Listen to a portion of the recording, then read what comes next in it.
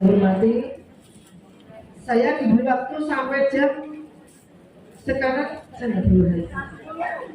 Sekarang jam setengah 10. Setengah aja pinter deh. 10, berarti saya setengah jam. Oke. Saya tergantung permintaan jam berapa.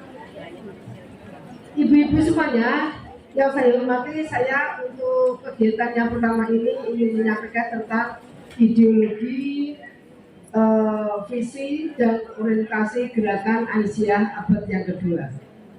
Ibu-ibu semuanya, ideologi itu merupakan pemikiran mendasar yang dimana di dalamnya itu mempunyai ide, gagasan, prinsip, dan metode yang rasional mengikuti cara mengimplementasikan, mengaktualisasikan, termasuk metode cara dilaksanakannya dan mempertahankannya serta termasuk dalamnya menyebarluaskan.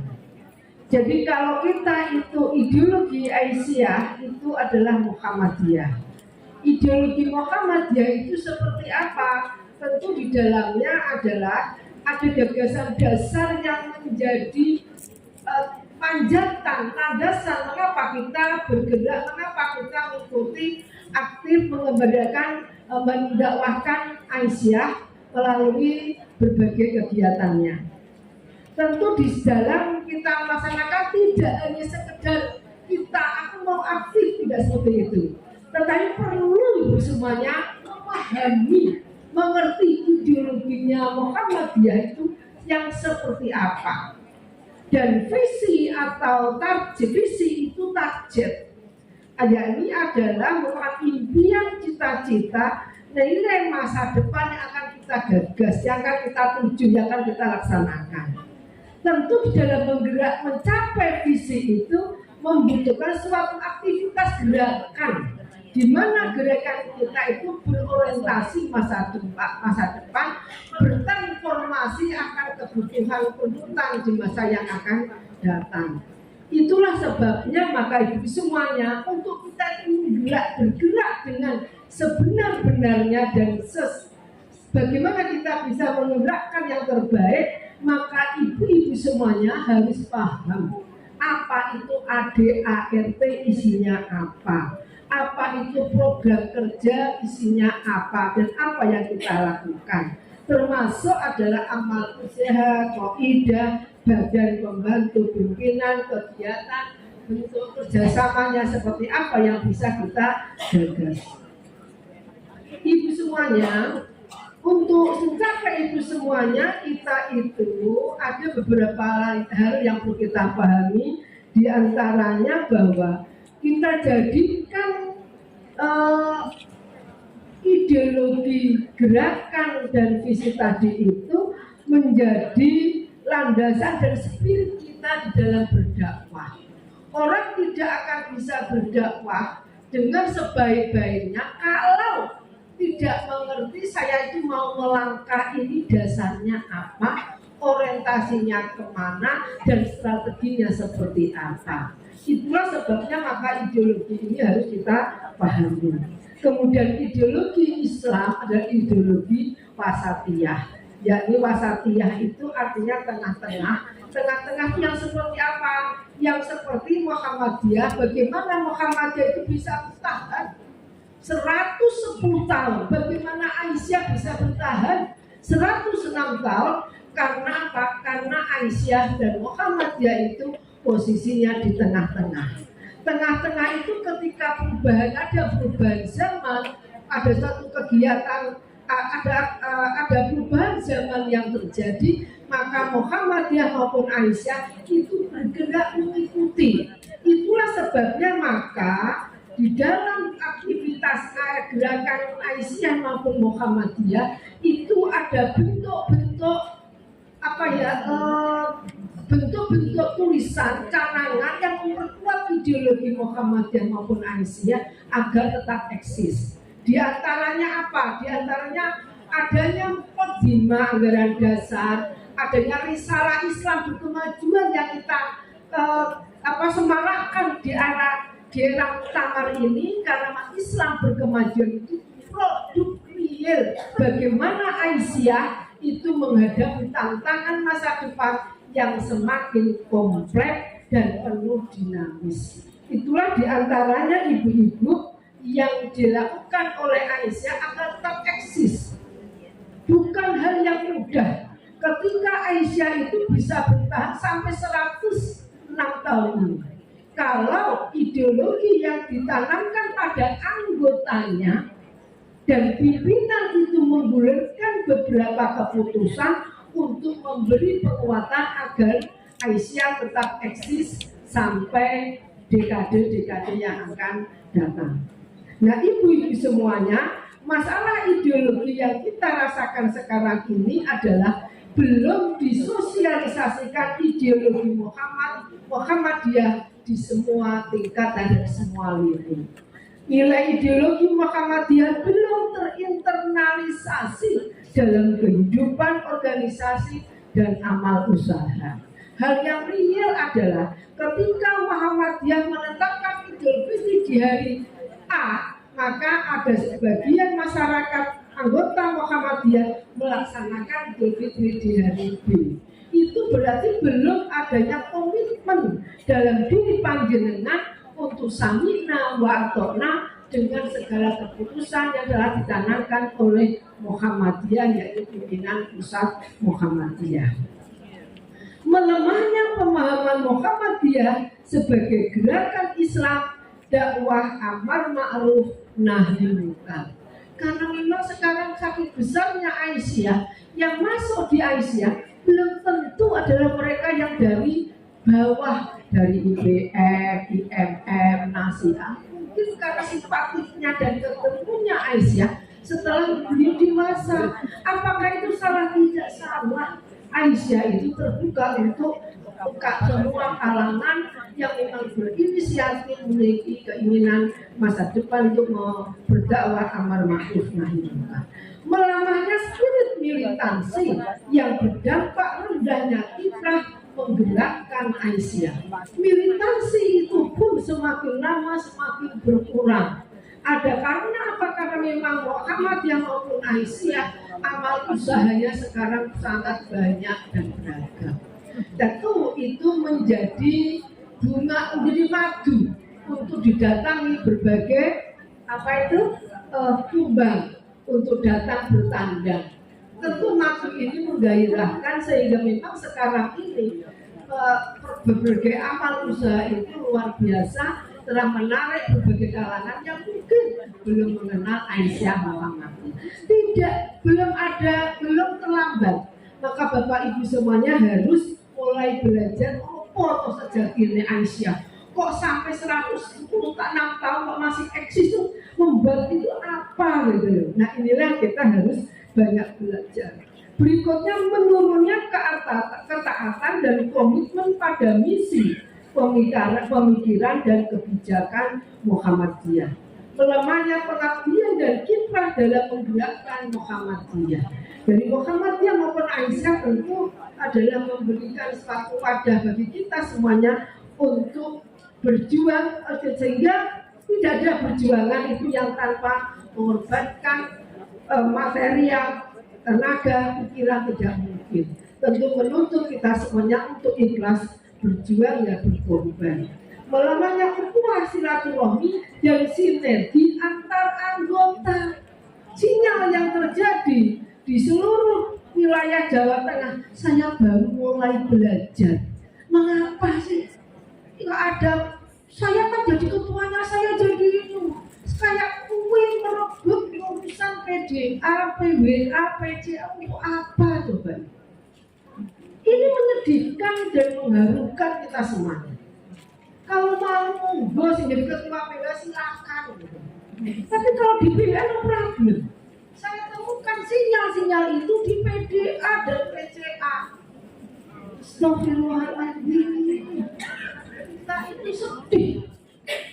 Sinyal-sinyal itu begitu kita itu mementingkan harapan keinginan kita, tapi kita mengesampingkan keumatan, nilai persaudaraan kita kesampingkan. Itu yang real.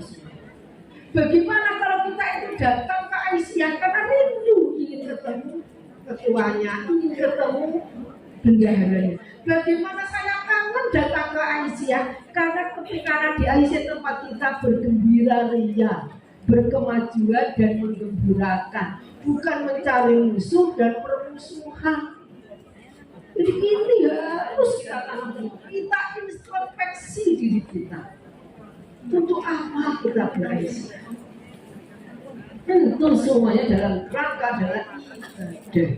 Kemudian terjadinya kemerotan spiritual, timbulnya hedonisme dan yang lain-lain. Jadi saya yakin di Aisyah tidak akan ada, saya tentu sama teman cerita. Kita itu sudah berkeliling dunia 20 negara. Saya yakin itu bukan Ibu Aisyah. Nah Ibu Aisyah kita mikir berkeliling dunia negara kemana? Nah dia duit syukur-syukur duitnya digo bangun TK, duitnya digo yang lain. Saya yakin itu karakter Ibu Aisyah. Kemudian permasalahan organisasi, konflik internal antar anggota pimpinan dan unsur anggota organisasi terus tidak ada, harus kita nolkan. Perbedaan pasti ada, karena manusia tidak ada manusia yang lahir. Manusia lahir itu dalam keberagaman perbedaan. Jemari kita pun juga, sidik jari kita ada 1 juta sidik jari, maka ada 1 juta perbedaan. Jadi menyatukan, harus sama tidak mungkin. Tapi suatu orkestra itu indah karena adanya perbedaan yang ada. Sehingga itulah yang harus kita bangun agar saling melengkapi orkestra itu sehingga nikmat untuk didengarkan. Ibu semuanya, di Aisyah itu adalah menempatkan posisi kita pada giving atau memberi. Karena giving itulah yang mendorong kita itu senang berbagi. Itulah karakter Aisyah. Aisyah tidak ada karakter Aisyah tangannya di bawah. Karakter Aisyah semua orang pasti kangennya karakternya ada karakter tangan di atas. Ibu semuanya, karena waktunya sebentar, tapi saya insya Allah bentuknya bisa masuk. Jadi mimpi giving itu orang memberi itu nikmatnya di dunia akan diberi nikmat oleh Allah, termasuk di akhirat pun akan mendapat surganya Allah. Nikmatnya bukan main, tapi giving itu hanya sebagian orang yang suka memberi, yakni mereka yang tergalang dalam orang yang senang menyeru kebaikan, mengajak kebaikan, mencegah kemungkaran dan mengajak yang ma'ruf. Tidak banyak jumlahnya. Ya kita itulah yang termasuk golongan budaya. Ibu-ibu semuanya, saya ingin tanya, apakah sudah membaca ADART dengan penuh? Bagaimana kita bisa baru ADART? Padahal kita itu adalah ada ADART, ada kalau tahap yang paling tinggi tentu adalah Al-Quran, Al-Hadis dan ijtihad yang dilakukan oleh para pemimpin Muhammadiyah untuk mengambil beberapa hal pokok yang mendasar untuk diangkat. Putusan utama, putusan mukadimah, anggaran dasar ideologi itu yang harus, itulah bacaan kita. Bagaimana kita bisa melangkah kalau kita itu tidak memiliki dasar ilmu yang kuat? Mengapa kita melangkah? Ini penting.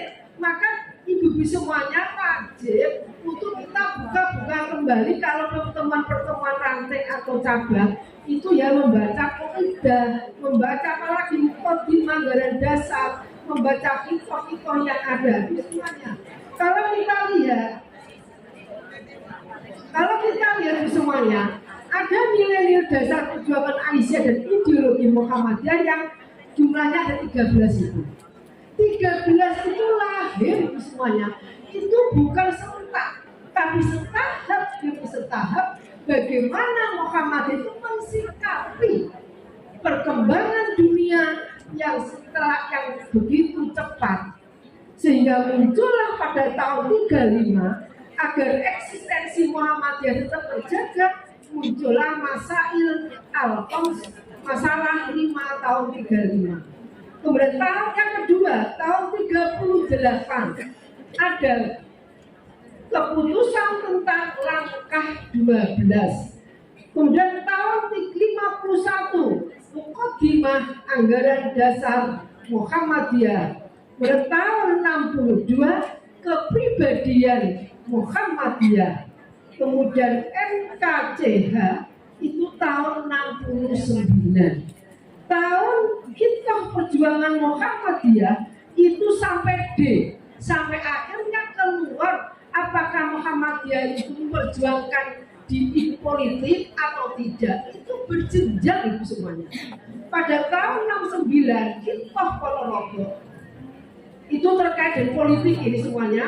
Tahun 71 Hitoh Ujung Pandang, tahun 78 Hitoh Surabaya, tahun 2002 mulailah itu juga Hitoh Denpasar. Nah, di Denpasar inilah Muhammadiyah setidaknya mengambil porsi terkait dengan perpolitikan, bahwa politik itu bagian dari dakwah, itu diantaranya.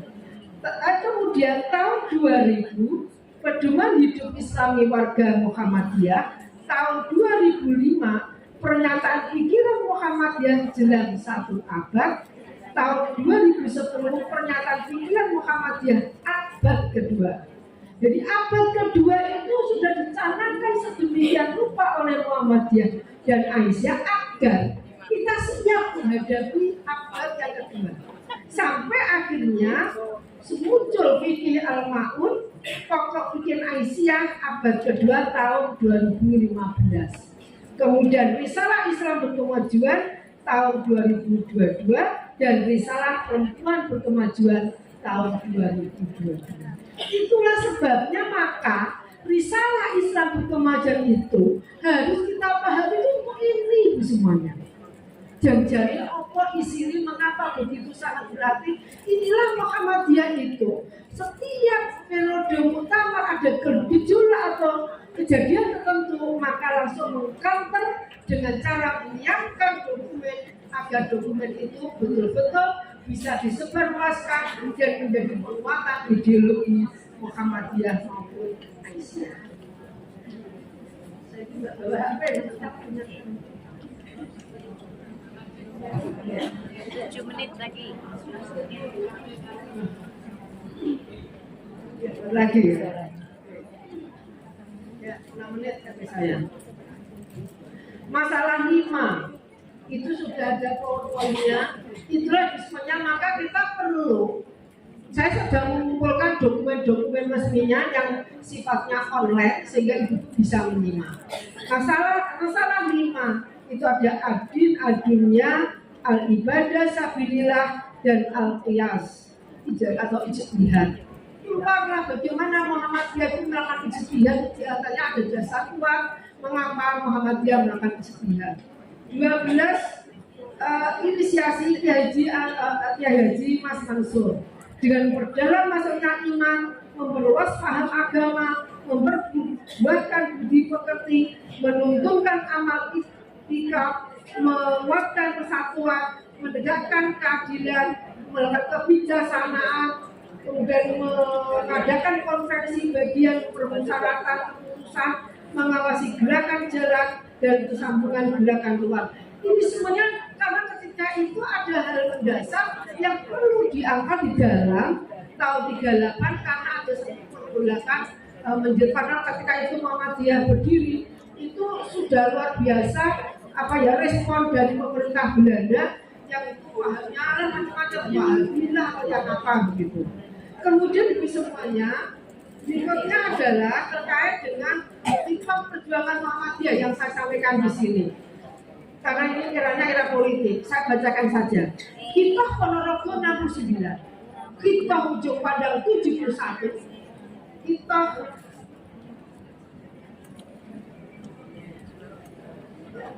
Hitoh Surabaya tahun 80 dan Hitoh Denpasar tahun 2022. Ternyata Hitoh Ponorogo 69 dilahirkanlah lahir Parmusi, merupakan buah dari Hitoh Ponorogo bahwa dakwah Islam amar ma'ruf nahi munkar dilakukan melalui 2 saluran, politik kewarganegaraan dan politik kemasyarakatan. Kemudian kita ujung pandang itu menyampaikan bahwa Muhammadiyah dalam menentukan sikap Muhammadiyah khususnya dalam menghadapi dunia politik. Kemudian Muhammadiyah sebagai gerakan dakwah benar-benar netral. Tidak berubah lagi. Di awalnya itu menyampaikan bahwa kita itu harus masuk di dunia politik kewarganegaraan dan kemasyarakatan. Tahun satu berarti kita netral. Tahun 80 muncul lagi posisi organisasi yaitu sebagai gerakan untuk masyarakat. Muhammadiyah dan politik menegaskan kembali hubungan antara organisasi dan partai sebagai tertulis dalam kitab ujung pandang. Mulai muncul lagi 2022 muncul di situ melibatkan nilai agama, dalam praktek rantai. Disitulah muncul Muhammadiyah untuk mendirikan memberikan stimulan untuk bagaimana warga Muhammadiyah itu berekspresi di dunia kepartaian. Kemudian fikih al-ma'un, saya hanya mengambil fikih al-ma'un. Oke, fikih al-ma'un inilah ibu semuanya yang menjadi dasar kita semuanya untuk menggerakkan dan mengupayakan keluarga sakinah dan keluarga thayyibah sebagai inti gerakan kita secara umum dan melibatkan aspek unggulan dan melibatkan seluruh majelis dan lembaga untuk terlibat. Baik itu di tingkat ranting, kalau Korea Thayyibah dan keluarga sakinahnya itu dilaksanakan di tingkat ranting, namun PCA juga terlibat, PDA juga terlibat, BWA juga terlibat. Nanti ini akan kita gagas, kita workshopkan yang lebih sistematis lagi sehingga dari sinilah akan diperluas, ya, akan menjadi ketahanan keluarga itu akan tercapai. Dan yang kedua adalah berkembangnya keluarga thayyibah dan keluarga sakinah semakin meluas. Selain itu ibu-ibu semuanya, bahwa kita itu untuk memperluas jumlah ranting dan cabang melalui peningkatan penguatan pemberdayaan keluarga thayyibah dan keluarga sakinah. Karena ranting itu 15 orang aktif sudah bisa berdiri ranting. Maka keluarga thayyibah itu sesungguhnya adalah 15 sampai 20 orang yang berkumpul. Kemudian kita ambil orang yang berdasarkan al-ma'un tadi, yaitu du'afa, apakah du'afa ekonomi, pendidikan, agama, du'afa kesehatan, dan yang lain-lain. Dari situlah orang-orang du'afa yang berkumpul 15 sampai 20 orang dibina, diberi pemberdayaan, dikuatin oleh berbagai lintas majelis sehingga menjadi kuat. Yang terakhir itu semuanya, waktunya pas jam 10. Sebelum saya akhiri, saya hanya pesan saja, barangkali kita semuanya nanti akan menggagas seperti persoalan yang saya sampaikan di awal tadi. Kita sangat miris dan prihatin dengan kejadian banyaknya perempuan-perempuan muda itu bunuh diri, itu mental sangat lemah. Orang bunuh diri itu berarti dia sudah kendali imannya sudah tidak ada, dia sudah dikeliputi, diliputi dengan setan dan hatinya itu sudah bisa tidak terkontrol. Ini masalah besar yang dihadapi oleh Ibu Aisyah untuk meminimalisir dan menekan dan menjadi penyeru kebaikan dan mencegah kemungkaran terkait dengan hal ini. Saya kira itu nanti kita gagas, syukur-syukur pada sudah punya gambaran seperti keluarga sakinah yang digagas oleh MKS atau GACA, MKS ada ya, GACA, kemudian mungkin MKes dengan kesehatan reproduksinya itu karena sekarang pelecehan seks, perundungan itu sudah begitu kayaknya sudah tidak, bukan lagi menjadi tabu apa-apa ya, dan pelecehan penghinaan pada guru. Saya kira itu saja, itu propos materi saya di situ, monggo nanti silakan simak ya Mbak, dan bisa dikaji di tingkat masing-masing majelis. Kalau perlu majelis yang datang itu kita kata itu kita bahas ya, kita sampaikan tentang ini. sehingga teman-teman di majelis juga semakin lama semakin paham apa yang dimaksud dengan ada 13 hal tadi itu. Terima kasih. Nun wal qalami wa ma yasturun al-birru Assalamualaikum warahmatullahi wabarakatuh.